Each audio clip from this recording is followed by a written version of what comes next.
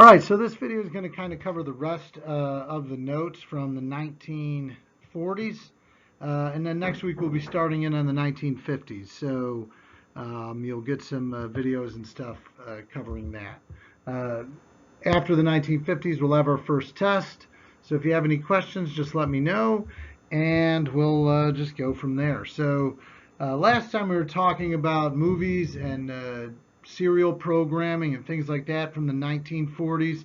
Here we're going to start talking a little bit about some of the other cultural aspects that were prevalent during the 1940s. Okay, and we'll start off talking about music. Now we already talked about before, if you remember, kind of the beginnings of the American music industry in something called Tin Pan Alley.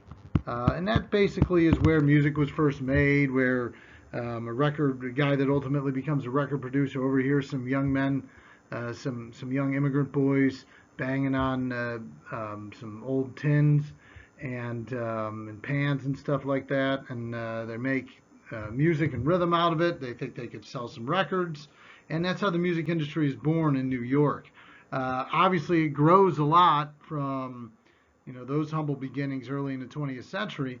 And by the 1940s, the music industry is starting to change somewhat significantly. You remember in the 1920s, jazz and swing music was really popular. In the 1930s, that was still popular, but music became a little bit more centric on regions with kind of like bluegrass and country music and little jingles and things like that to keep people positive during the Depression. It's really in the late 1930s and in the 40s where we really see the industry start to grow. A lot of people's music is based on what they hear at church and things like that. By the 1940s, we're seeing the record industry starting to become really significant. So there are a lot of new musical trends that are present during the 1940s. I don't know why that whole part didn't show up there, but many musical trends are present during the 1940s. Examples of this music would be flag-waving songs. That was a question on that term sheet. If you haven't sent that term sheet to me with the definitions, please do that as soon as you can. And then, so talking about flag-waving music, the Andrews Sisters were most noted for this type of music, and basically, flag-waving songs were songs that tried to encourage people during the war. It was music about the soldiers, music about the war effort, and meant to be generally positive and encouraging to everybody, reminding them of the war effort, being very positive. A lot of these singers and groups, like the Andrews Sisters here, they would actually go overseas and perform for the soldiers fighting. Fighting during the war. So besides flag-waving songs and music like that, there was a little bit of element of all of this war mentality in all the music that was popular during the 1940s. So the 1940s is very reminiscent or shows us a lot about music that is really emphasizing the war. Longing for loved ones and wanting life to get back to normal. That's what music is about in the 1940s. Aside from flag-waving songs, you have the emergence of pop music. What is pop music? The pop, of course, if you don't know, in pop music stands for popular. Essentially, it's the music that's most popular during this time. And it's in the late 1930s and in the 1940s where famous singers like Bing Crosby and Frank Sinatra start to become really popular. There's a picture of Frank Sinatra. These are pop stars. Their music is extremely popular. It crosses over to different generations of people because anybody can kind of listen to it. That defines what pop music is.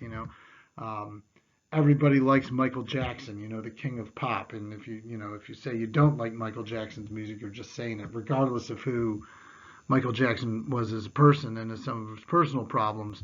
You can't honestly say that his music was bad. The same thing goes for a lot of other pop stars of previous times and into today. People like Justin Timberlake and Beyonce and people like that. Taylor Swift, I guess, would fall in that category.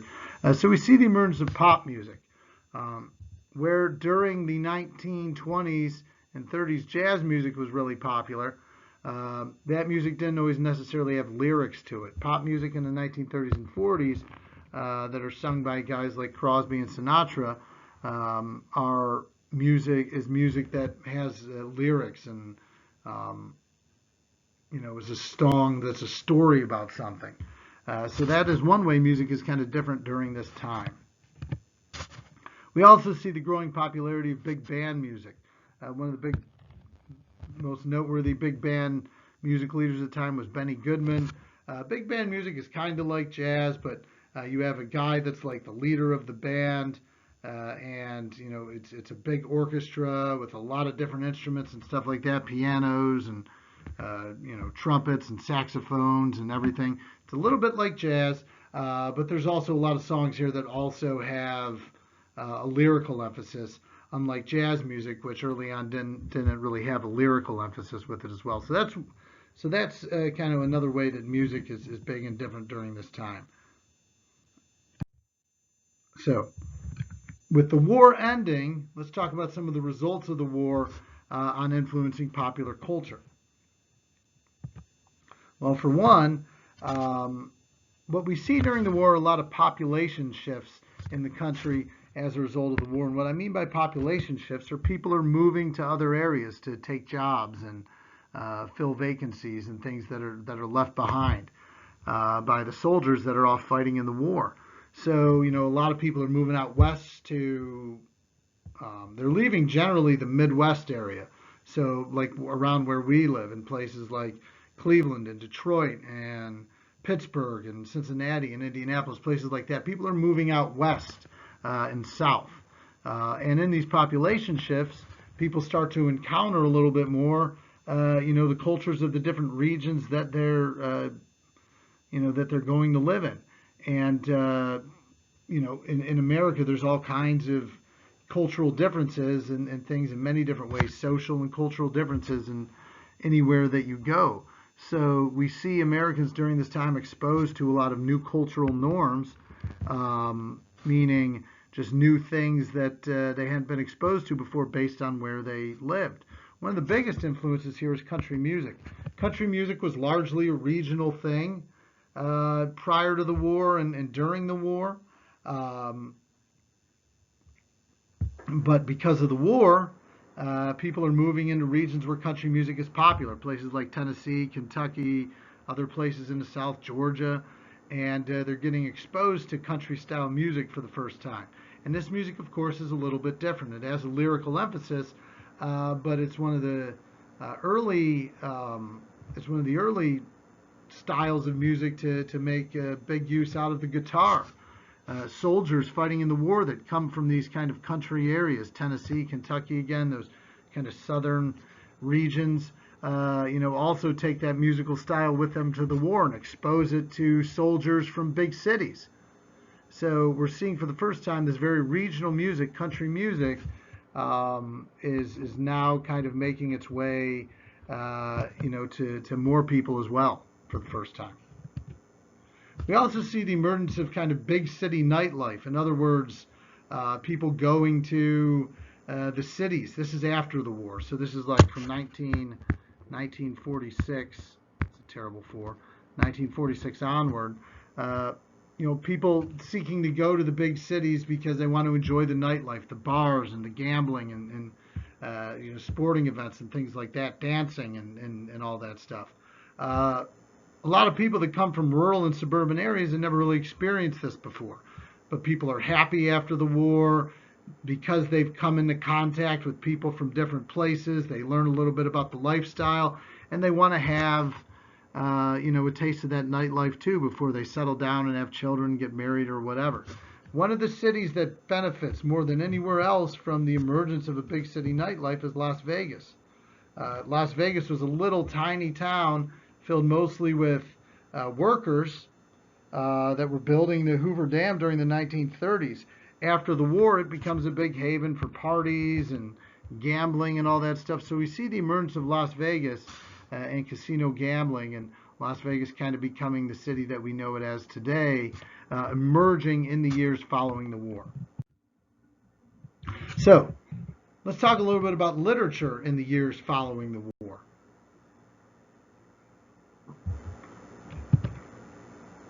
So, um, books, of course, American people, one thing to understand about the American people is they love to read.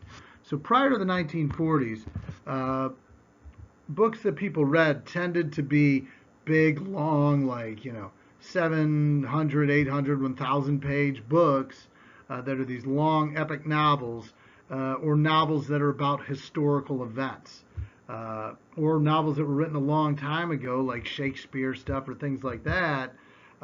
That tended to be the stuff that people read. Books weren't meant to be short, they weren't meant to be necessarily always easy to read. Books were, big and long, and really, to look at them now, they'd be really kind of undesirable for a lot of people to read. Fictional stories weren't as huge, so that was kind of the attitude about reading. However, during the war, that all starts to change. Okay, um, this is an age before television. Okay, and since you don't have television, people need, people look for reading more to find enjoyment.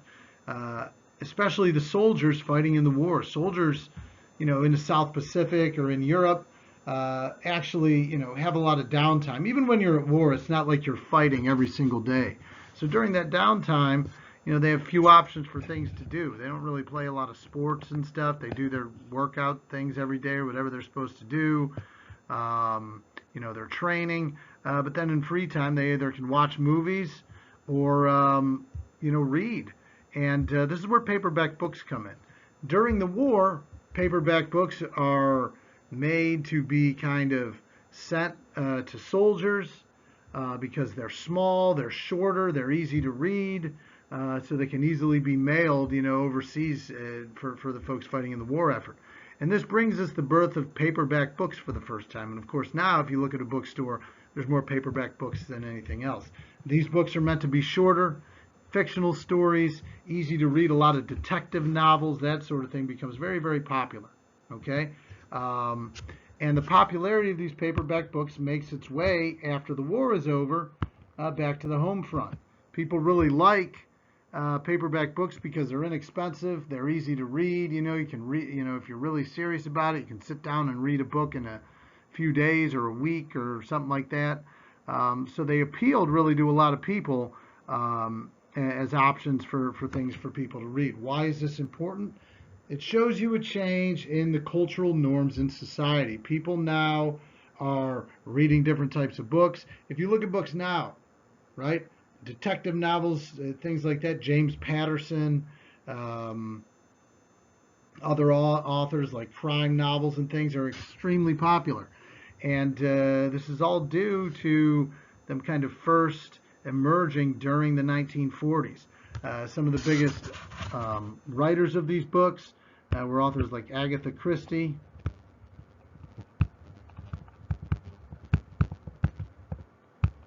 Dashiell Hammett,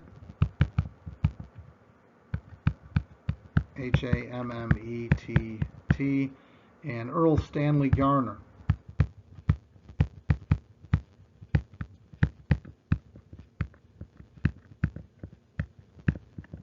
Sorry, that's written so bad. So these are some of the big names in literature during this time for these cheap, easy to read books.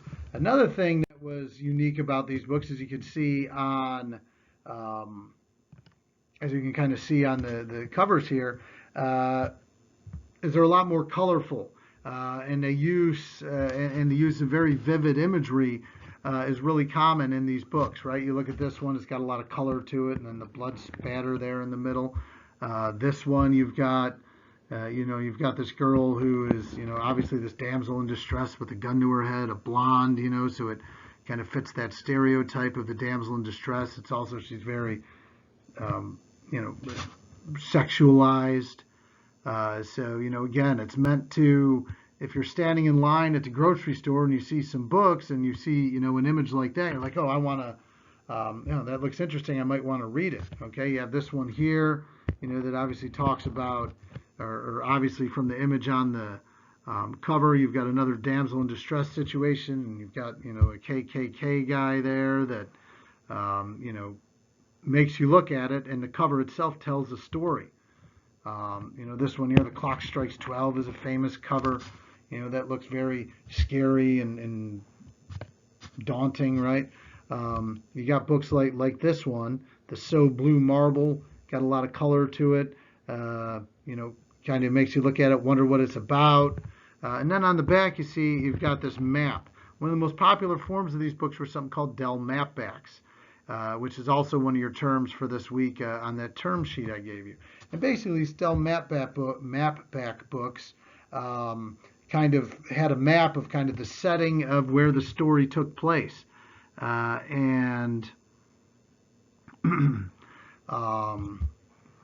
it kind of had this map here that kind of tells the story of where it is. So you can kind of take a look at the back cover of the book and see,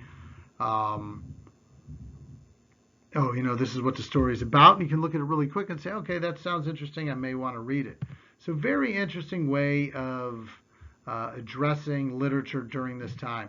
Again, lots of color, lots of suggestive type covers there, meant to draw readers in, meant to be enticing to the eyes to look at because of the colors and everything. It's a whole new way of promoting literature.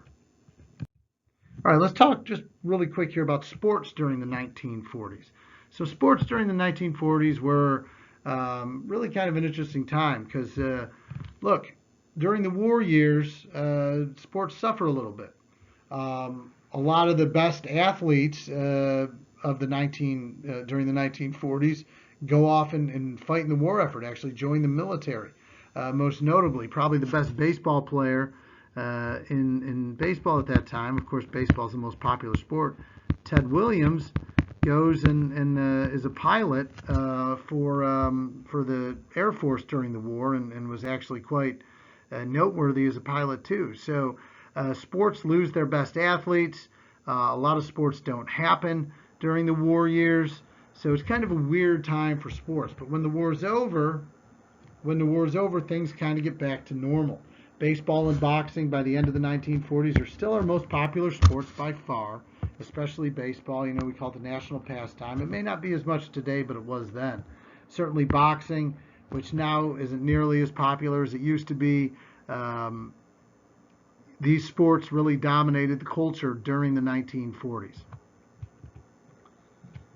You also have no Olympics in 1940 and 1944. It's the only years since we started the Olympic cycle in 1896 that you went a 4-year period with no Olympics until 2020 because, of course, the Olympics were postponed till next year because of the coronavirus. So no Olympics in 1940 and 1944. And we start to see for the first time football and basketball really start to gain more attention and become popular during the 1940s. Okay, football, especially college football. NFL football wasn't as popular during this time. Again, it suffered a little bit because of the war. Like you said up here, it suffers a little bit because of the war. A lot of the athletes that were prominent in football go off and fight in the war effort, so football suffers. Basketball begins. The NBA is founded in 1947. At that time, it was called the NBL. But we see the beginnings of basketball during this time and it becoming a popular sport, and football, in particular, college football, being really popular during the 1940s. So, just a couple more things here and we're done. So by the end of the 1940s, we see for the first time the advent of television. And television is going to change the game for American consumers. Okay? 1947, roughly, 1947 is the year that television first becomes readily available for people to go out and buy as like a new thing that people want. So there's not a whole lot of people that have TVs in the 40s. We do start for the first time to see a few popular shows emerge. At first on TV, there was really only one network, or one or two networks. And basically, television really only aired at first from like 6 p.m. to 11 p.m. at night. It would start off with the news, and then it would go on to, whatever the programming was, and it would end it again at 11 with news, and that would be it. The television would be blank basically at other times. It wouldn't be long before television started to become a more, all-day thing. But in the 1940s, very few people had televisions. Um, and although we do see the emergence of a few shows. The most prominent shows to begin airing in the 1940s were this here, a show called Howdy Doody, which again is another term. Howdy Doody, sorry, Doody. Let's just rewrite that like it's going to matter. So Howdy Doody, which was this guy, Edgar Bergen, and he was ventriloquist with this guy, Charlie McCarthy, that was the doll here. And it was a very popular children's show. There was another popular show that began airing in 1947 called The Toast of the Town. It became more prominently known as The Ed Sullivan Show. And The Ed Sullivan Show in the 50s and 60s was one of the most important shows in television. It's where people first became acquainted with Elvis Presley. It's where people first became acquainted with the Beatles. So we start to see for the first time various television shows emerge. The only networks at the beginning of TV only had two.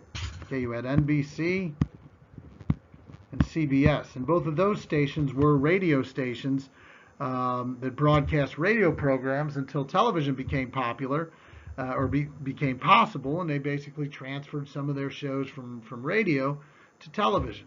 And television is off and running, and in the 50s, TV really starts to blow up. Okay, and then finally, we also see advertising really see a boom in the post-World War II era. We talked about propaganda posters earlier. Propaganda posters showed how easily messages could get out to people and encourage them in various ways. So a lot of these advertising folks took the same strategies that they used in trying to sell the war effort, like we saw on propaganda posters before, and tried to transpose that into making commercials, okay, and making advertisements to encourage people to buy different products. Okay, so we see a lot of commercials for the first time. We see new attempts at advertising. So big changes in America are coming. We're seeing a little bit of that here in the end of the 1940s.